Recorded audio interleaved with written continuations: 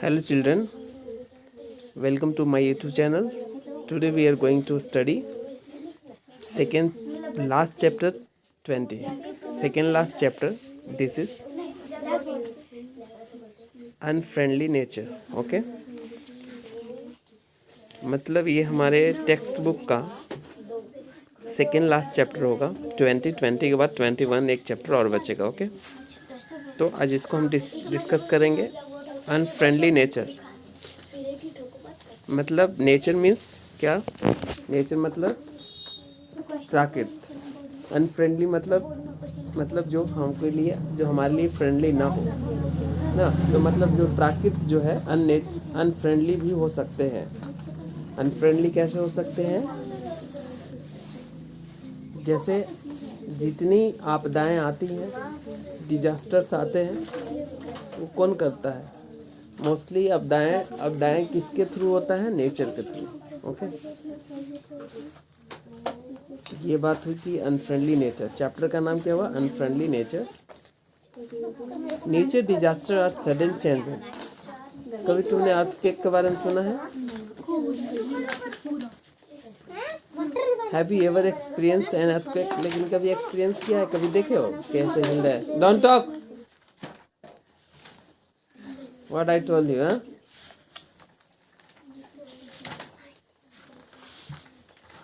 मतलब कभी अनुभव नहीं किया कि ये भूकंप आया, ऐसा कहीं किए? नहीं किए ना। इधर नहीं आता इसलिए नहीं किए। हम लोग कर चुके हैं। हम लोग कोचिंग सेंटर में थे तो ऐसे ऐसे हिल रहा था, तो सब ऐसे सर लग रहे थे कि डांस कर रहे हैं। हम लोग बच्चे भी हिलने लगे।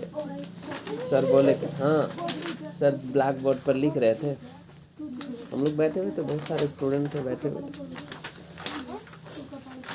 सर बोर्ड पे लिखते लिखते कहीं और फिसल, जब उनका पेन चलने लगा, पेंसिल जो चला रहे थे, मतलब सेकिंग होने लगा।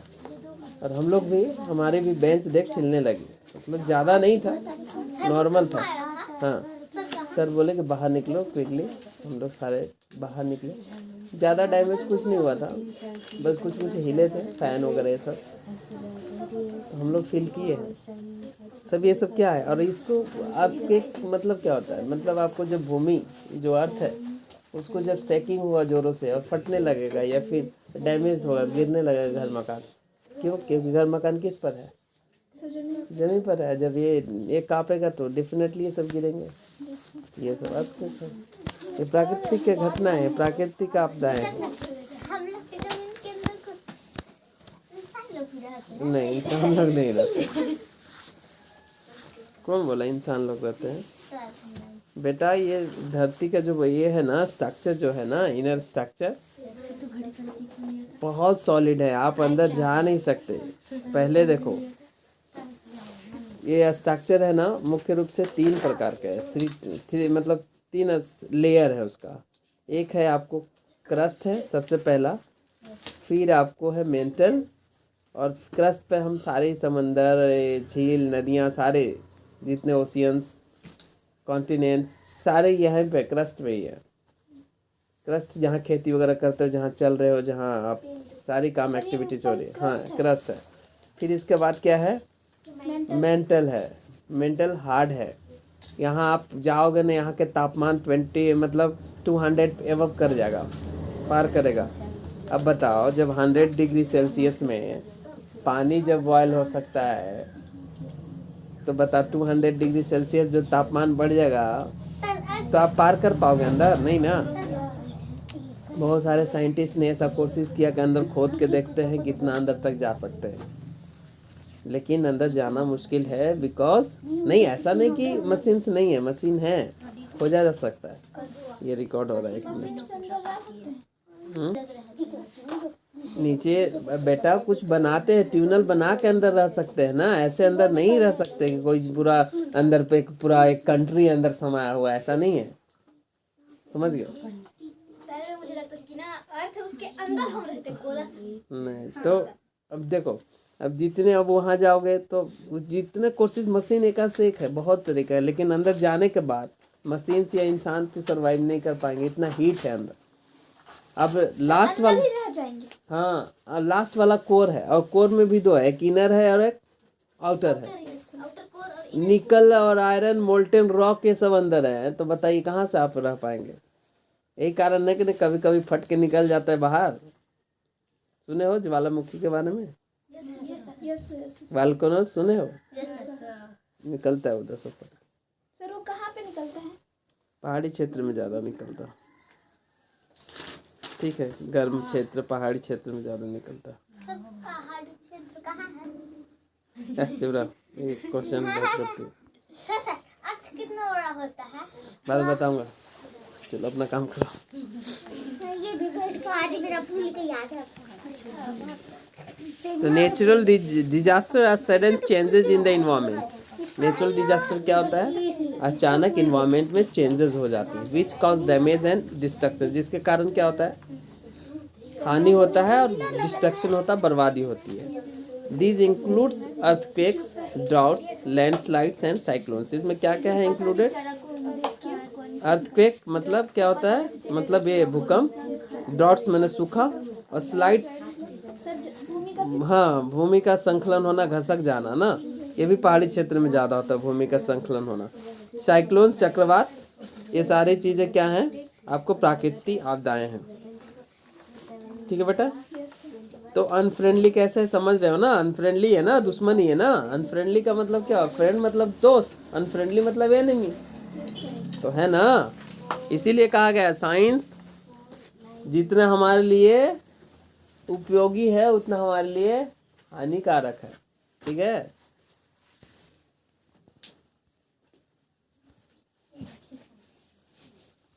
लेकिन यहाँ पे क्या है? यहाँ साइंस के थ्रू कुछ नहीं हो रहा है। यहाँ किसके थ्रू हो रहा है? प्रकृति के थ्रू हो रहा है। ठीक है? साइंस के थ्रू क्या क्या होगा पता है? बता बेटा, क्या होगा साइंस के थ्रू? सर साइंस के थ्रू मतलब साइंस जैसे नेचर ने जो हमारे प्रोवाइड किया है, नेचर के थ्रू हम डिस्ट्रक्शन हो रहा है। पानी कौन देता है? नेचर।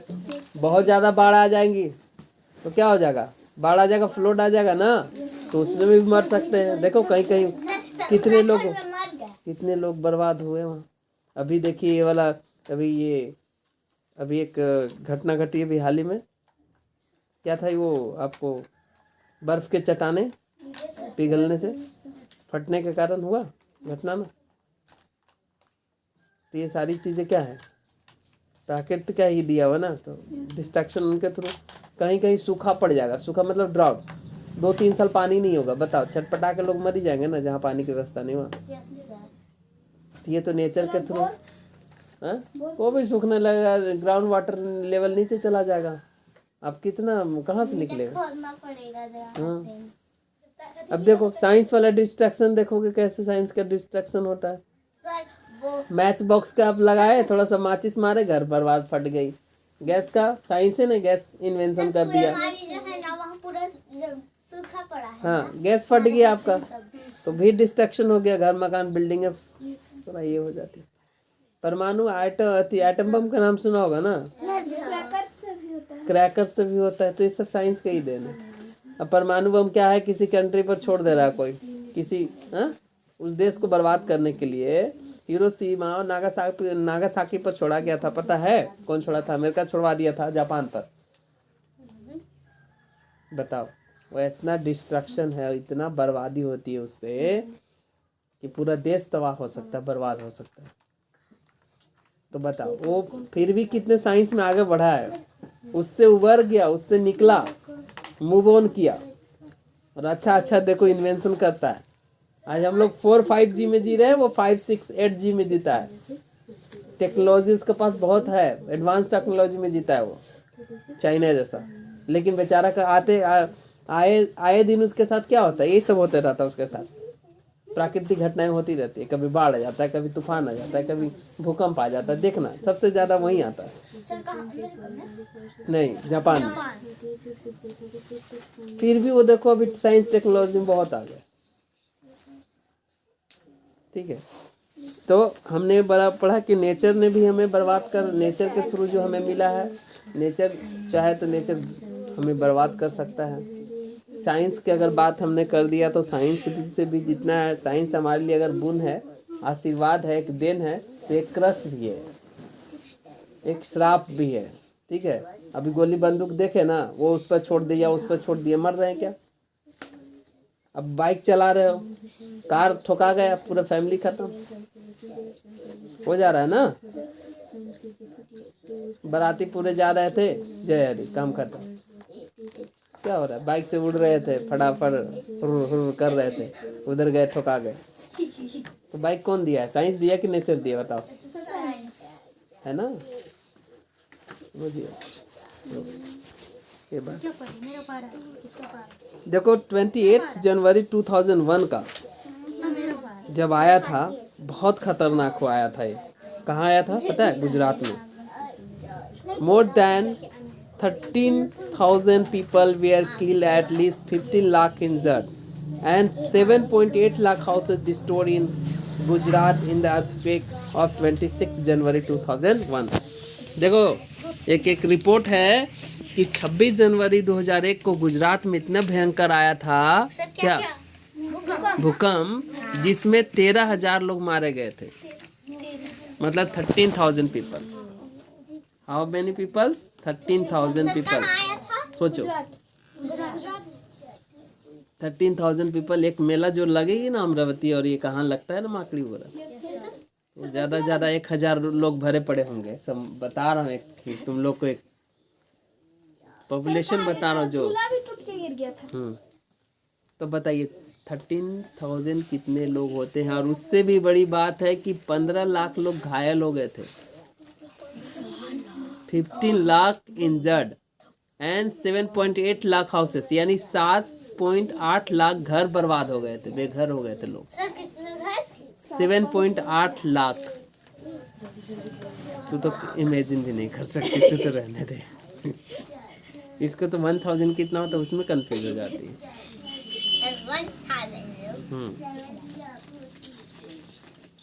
1000 इस रूम में आ पाएंगे, बताओ तो। नहीं सर, कितना आ पाएंगे। इस रूम में, अच्छा उसमें कितना आ पाएंगे, उसमें नहीं इसको बताना था। सर यहाँ 50। ये देखो 50 आ जाएगा। अभी हम लोग 15 16 15 16 नहीं आ पा रहे। आ जाएंगे। खड़े होने से हाँ, चलिए कम टू द पॉइंट, ये लोग तो ऐसे ही। चलो अपना काम करो तुम लोग। An earthquake is a series of shocks that result from sudden movement below the surface of earth। यानी क्या होता है, अर्थ का अगर पूछ देगा कि आपको इसका डिफिनेशन बताइए किसका, अर्थक्वेक का, तो क्या होता है, ये अचानक घटने वाली घटनाएं हैं। रिजल्ट फ्रॉम सडन मूवमेंट, कहाँ होता है sudden movement, surface of the earth, earthquake. Earthquake takes place when large plates of lands collide with each other releasing energy. क्या होता है, अर्थक्वेक का मेन रीजन क्या होता है कि जब पृथ्वी के अंदर की चट्टानें आपस में टकरती हैं, कोलाइड्स होते हैं एक दूसरे से, तो क्या होती है, कंपन होता है। अंदर के जो अंदर जो भी हमने जितना पढ़े, अंदर भी मैंने बताया ना कि 3 लेयर स्ट्रक्चर है, तो उसमें जो मोल्टेन रॉक है या रॉक्स हैं, चट्टानें हैं, तो आपस में क्या होती हैं, वो टकरती हैं गर्म होने के कारण, तो अपनी जगह को छोड़ देती हैं कुछ जगह को, जिसके कारण वो अनबैलेंस होने के बाद वो क्या होता है, भूमि वहाँ पे हिलने लगती है, और इसके कारण क्या हो जाएगा, अर्थक्वेक हो जाएगा। The strength of an earthquake is measured using Richter scale। देखिए अर्थक्वेक कितना विनाशकारी है उससे हम कैसे माप सकते हैं, रिक्टर स्केल के थ्रू। किसके, रिक्टर स्केल। उसको क्या बोला जाता है, उस इंस्ट्रूमेंट का क्या नाम है, using A Richter scale bye an instrument call. अच्छा, इंस्ट्रूमेंट का नाम है आपको सिस्मोग्राफ ना। सिस्मोग्राफ देखिए बोल रहा है कि मेजर यूजिंग रिक्टर स्केल, मतलब रिक्टर स्केल यूज करते हुए मापा जाता है। किससे, एक मशीन है जिसका नाम है सिस्मोग्राफ। ओके, तो पूछ देगा कि अर्थक्वेक के मापने वाला इंस्ट्रूमेंट्स का क्या नाम है, तो सिस्मोग्राफ बोलेंगे आपको, ठीक है। किस पे मापा जाता है, तो रिक्टर स्केल पे मापा जाता है, ठीक है। मतलब नहीं समझे बेटा, टाइम किससे मापा जाता है, मिनट घंटा ये सब होती है ना, तो उसी तरह से रिक्टर स्केल पे मापा जाता है कि कितना विनाशकारी था।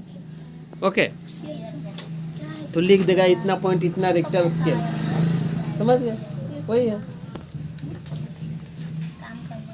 बोझ देगा कि टाइम दिखाने वाली मशीन को क्या कहते हैं, तो वॉच ही लिखोगे ना, यस सर। बस वही चीज़ है। तो क्या है मशीन का नाम? सिस्मोग्राफ? नहीं बेटा, सिस्मोग्राफ। और जो उसको शो करता है, मापता है, मतलब जो बताता है कि कितना है, वो क्वांटिटी जितना बताता है उसका, ठीक है।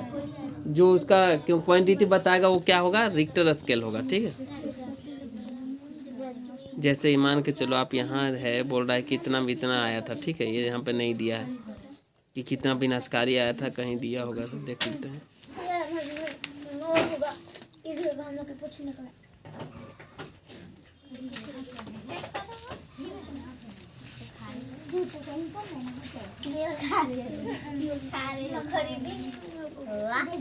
क्या खा रही है? नहीं है बेटा, मतलब उसकी गति को बताता है कि कितनी वो स्पीड में था, कितना क्या था। तो उसको नापने के लिए वह जो है मशीन तो सिस्मोग्राफ है, लेकिन उसको जो मेथड है वो क्या है? रिक्टर मेथड बोल सकते हो, या फिर कैसे बता सकता हूँ मैं? ऐसे समझो, जैसे आपके घड़ी है, तो घड़ी है तो हम टाइम किससे बताता है जी? तो टाइम बताता है घड़ी से, यानी वॉच से। तो उसी तरह से कौन सा टाइम बताना थी? अर्थक्वेक के बारे में माप, उस इंस्ट्रूमेंट्स के बारे में क्या है? सिस्मोग्राफ नाम है। लेकिन जो इसको स्केल पैमाने पर बोला जाता है, रिक्टर स्केल पे मापा जाता है, मेजर किया जाता है। जैसे हम टाइम, समय को मेजर करते हैं टाइम से ना, उसी तरह से इसको मेजर किया जाएगा किससे? रिक्टर स्केल से। चलिए ठीक है। देखिए अब जब बाढ़ आ जाएगी, ऐसा जब हो जाए तो हमें क्या करना चाहिए? अर्थक्वेक, लिसन, जब अर्थक्वेक आ जाए, तुम पड़ जाओ अचानक अर्थक्वेक में, तो आपको क्या करना चाहिए? सुन लीजिए। जहाँ पे हो वहीं पे आप झुक जाइए, कहीं खाट के नीचे या कुछ मजबूत जगह के नीचे। जैसे अभी कांपने लगा है तो उसमें घुस जाओ, तो देख रहे हो ना, कुछ तो बचोगे। Yes sir. भाई मुंडी फटने से बेहतर है ना कि कहीं घुसे रहो आप। हार्ड सरफेस देख के उसके अंडर में चले जाइए, ठीक है। Bend down under a desk और कोट, डेस्क के नीचे या कोट के नीचे। Stay there till the shocks of stop, जब तक वो झटका, जो शॉक्स हैं, रुक नहीं जाती है, ठीक है, तब तक आप क्या कीजिए? वहीं रखिए। क्या नहीं करना चाहिए वो देखिए। डू नॉट पुश, क्या नहीं करना चाहिए? डू नॉट पुश अदर्स और स्टैंड अंडर फैंस, और किसी और को धक्का देकर बाहर मत कर दो। तुम बाहर निकलो। पुश अदर्स और स्टैंड अंडर फैंस, और फैन के नीचे खड़ा मत रहो, तो टूट के गिरेगा तो पहले तो लपेट देगा तुम्ही को। Yes sir. हाँ, तो वो बचना है उससे। फिर क्या करना है आपको? Stay away from glass Windows, और जो खिड़कियां हैं ना, कहीं पे अगर घूमने गए हो या अपने घर में, खिड़की जो ग्लास के है वहाँ से दूर रहिए, ना तो वो फटेगा तो आँख उख में, पेट उठ में घुस जाएगा। हाँ, don't use the lift in big building, और उस समय आपको क्या करना है? जब लिफ्ट से कहीं बड़े बड़े बिल्डिंग में जा रहे हो तो आप बिल्डिंग यूज ना कर, लिफ्ट यूज ना करो, क्योंकि वो अचानक रुक सकता है या गिर सकता है टूट के वहाँ से। तो बहुत अच्छा, तो ये बात हुई। देखिए फिर क्या कह रहा है कि आउटसाइड मूव फ्रॉम ट्रीज, और देखिए ट्रीज से, पेड़ पौधे से, साइन बोर्ड से बड़े बड़े लगे रहते हैं ना, इतना फार, इतना किलोमीटर, इतना बड़े बड़े, और कुछ और शो करते हैं साइन बोर्ड, वहाँ से आप दूर रहिए। Building and electric poles, building से भी दूर रहिए, हो सके तो बाहर चले जाइए ग्राउंड में, जितने जल्दी बाहर भागो जहाँ पे पेड़ पौधे, पेड़ पौधे नहीं हो, जहाँ पे पोल्स नहीं हो, और जहाँ पे बिल्डिंग नहीं हो। अगर आपको लगता है ये बिल्डिंग इतनी दूरी, इतनी ऊपर है, इतनी ऊंचाई पर है कि आपको जब गिरेगा, हाइट उसकी, कि आप उसको उसके नीचे दब जाओगे, वेट, उसके नीचे आप दब जाओगे। उससे बढ़िया है आप कहाँ चले जाओ, जहाँ पे थोड़ा सा ग्राउंड है, आपको खुला जगह में भागो, ठीक है। हाँ बोलो, क्या बोल रही थी?